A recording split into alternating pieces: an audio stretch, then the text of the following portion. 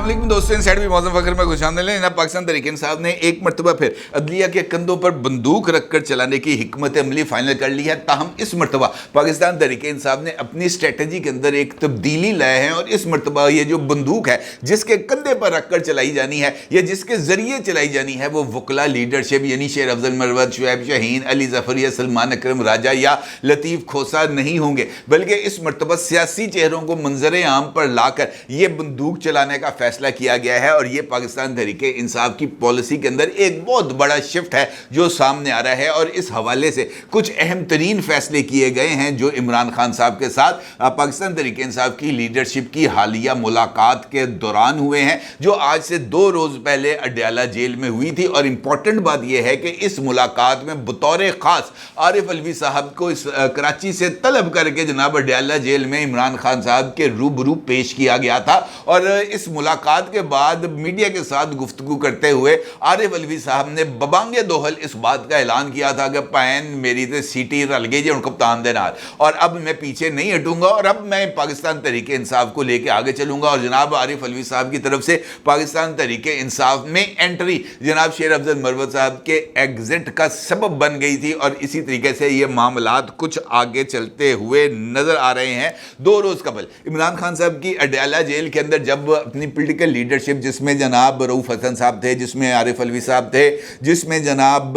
उमर अयूब साहब थे, जिसमें अबूजर सुलेमान नियाजी साहब थे, ये जब तमाम लोग वहाँ पर मौजूद थे तो इस मुलाकात के अंदर पाकिस्तान तहरीक इंसाफ के बानी चेयरमैन इमरान खान साहब की तरफ से कुछ फैसले किए गए। और ख़ास तौर पर पाकिस्तान के सियासी मंजरनामे में इसको मज़ीद अदम इस्तेहकाम का शिकार करने और पाकिस्तान के निज़ाम अदल अदलिया में पाई जाने वाली तकसीम को और ज़्यादा गहरा करने का फ़ैसला किया गया। और इसीलिए इस्लामाबाद हाई कोर्ट को तख्ता मश्क बनाने का फ़ैसला किया गया है और सुप्रीम कोर्ट ऑफ पाकिस्तान के ज़रिए जनाब कुछ और इक़दाम भी किए जा रहे हैं। इस वजह से एक important petition Islamabad high court के अंदर दायर भी कर दी गई है, जिसमें सियासी जमातों को इंतखाबी निशान और मखसूस नशिस्तों से महरूम करने का इलेक्शन कमीशन का इख्तियार चैलेंज किया गया है इस्लामाबाद हाई कोर्ट के रूबरू। और इस केस के लिए जनाब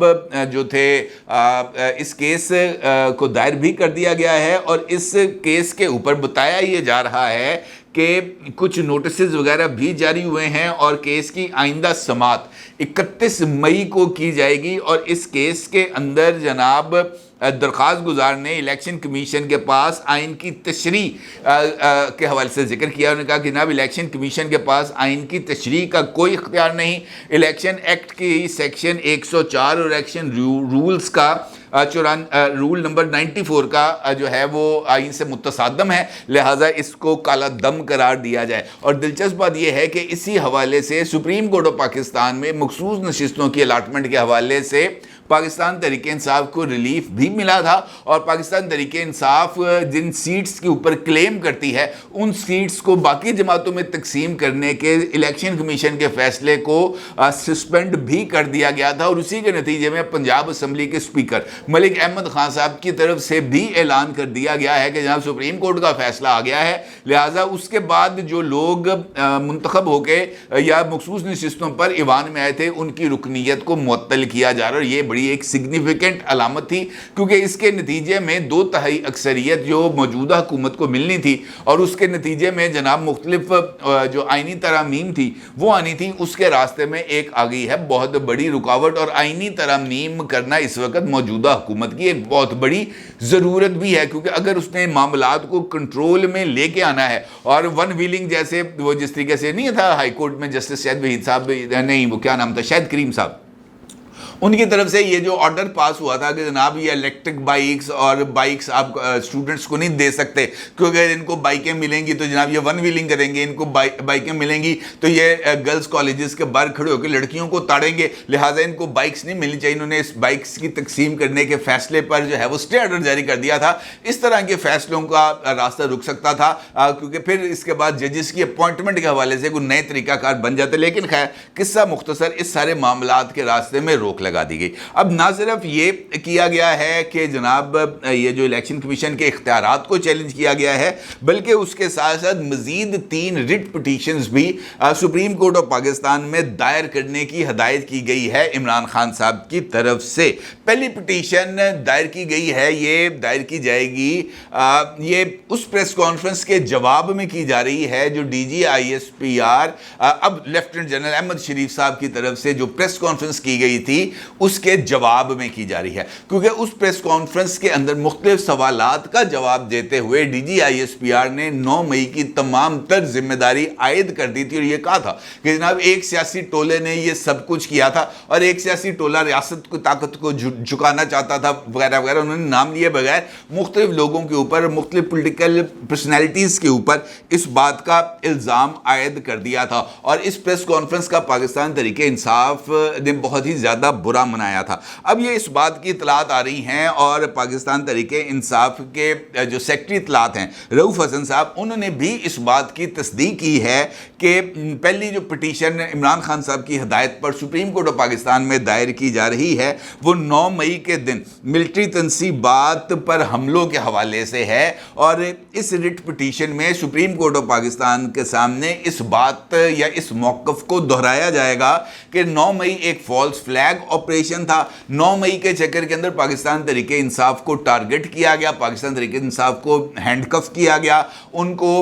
मजबूर किया गया, उनको सियासी सरगर्मियों से महरूम किया गया, उनके लिए सियासी स्पेस को तंग किया गया और फिर वो इस बात का भी मुतालबा करेंगे कि हमारा मौक़िफ़ ये है कि 9 मई वाला दिन, 9 मई के वाक़यात एक फॉल्स फ्लैग ऑपरेशन थे और अगर ये फॉल्स फ्लैग ऑपरेशन नहीं था तो वो तमाम मुकामात जिनके बारे में ये बात कही जा रही है कि वहाँ पर फौजी तनसीबात को नुकसान पहुँचाया गया तो उस दिन की वहाँ की वीडियो फुटेजेस या CCTV फुटेजेस हासिल की जाएँ और वो सुप्रीम कोर्ट ऑफ पाकिस्तान में पेश की जाएँ, क्योंकि पाकिस्तान तहरीक इंसाफ का मौक़िफ़ ये है कि 9 मई को उन तमाम हसास मिलिट्री इंस्टॉलेशंस पर जो CCTV फुटेजेस थी उनको हटा दिया गया है, उनको छुपा दिया गया है, उनको डिलीट कर दिया गया है, उनको बस किसी जगह पर फेंक दिया गया है, वो अब किसी को अवेलेबल नहीं। भाई अगर कैमरों को ही तोड़ दिया जाएगा तो फिर कौन सी फुटेज रिकॉर्ड होगी, लेकिन पाकिस्तान तहरीक इंसाफ है वो कुछ भी इस तरह का मुतालबा कर सकते हैं। ये एक पहली पिटीशन है जो उनकी तरफ से दायर की जाएगी। दूसरी पिटीशन भी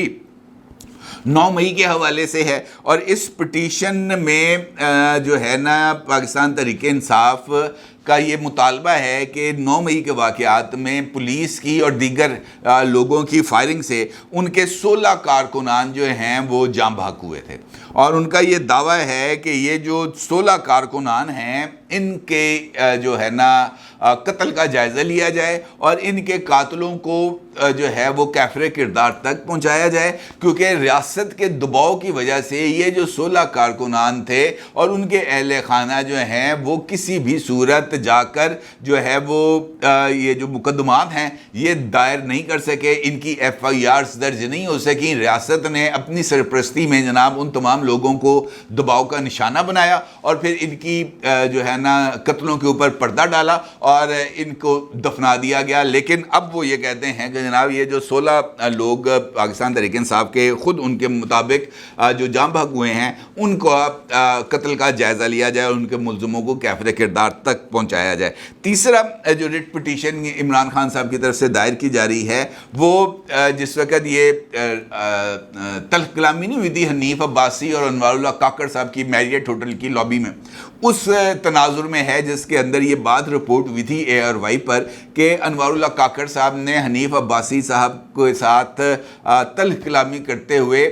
इस बात का जिक्र किया था जब उनसे कहा गया था कि जनाब आपने गंदम को गलत इंपोर्ट किया है, आपको गिरफ्तार होना चाहिए, आपको कटहरे में खड़ा होना चाहिए। तो इसके जवाब में अनवारुल्लाह काकड़ ने कहा था कि मुझे पता है कि आप लोग कैसे जीते थे, आप अगर आपके भी फॉर्म 47 खुल गए तो आप भी जनाब कटहरे में खड़े होंगे। इस बात को लेकर पाकिस्तान तहरीक इंसाफ पूरे के पूरे इंतखाबी अमल को चैलेंज करने जा रही है और अनवारुल हक काकड़ साहब से मंसूब इस बयान को भी सुप्रीम कोर्ट ऑफ पाकिस्तान में चैलेंज किया जा रहा है, जिसमें यह बात कही जा रही है कि साबिक़ निगरान वज़ीर आज़म अनवारुल हक काकड़ के फॉर्म 47 से मुतल्लिक किए गए इंकशाफात की रोशनी में ये जो ہوا تھا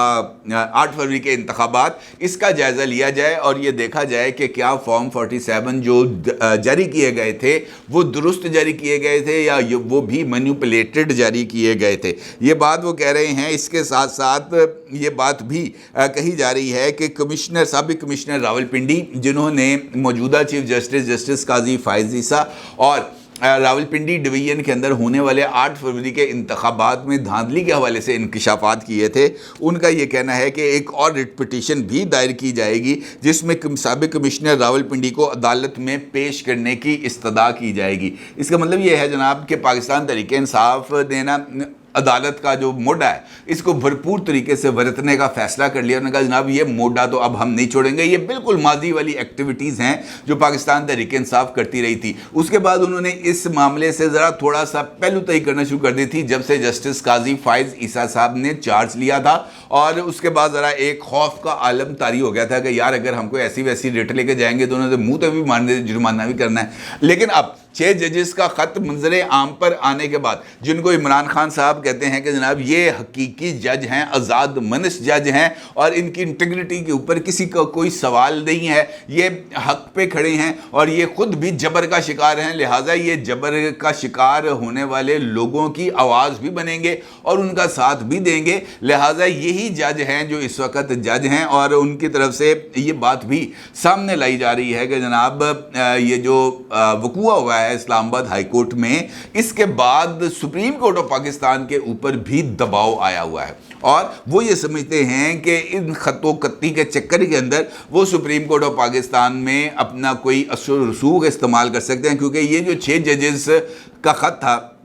اس کے اوپر ابھی تک کی جو 3 سماعتیں ہوئی ہیں یہ واضح طور پر اس بات کی تقسیم نظر آ رہی ہے جوڈیشری کے اندر۔ ایک جانب جسٹس قاضی فائز عیسیٰ صاحب ہیں تو دوسری جانب جسٹس اطہر من اللہ صاحب ہے، جو ہمیں سیم پیج پر نظر نہیں آ رہے، یا ان کے درمیان جو ڈفرنس ہے اوپینین کا وہ بہت ہی حد تک واضح ہے، جو